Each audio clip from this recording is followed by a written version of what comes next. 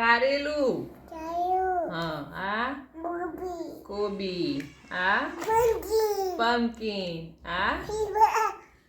આ કેપ્સિકમ.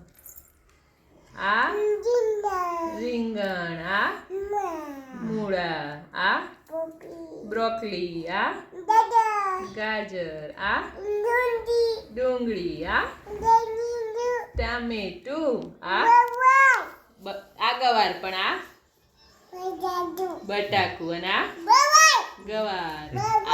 હા અને આ પીંડા. આ તુરિયા. આ પાલક અને આ ફુલાવર. આ બીટ.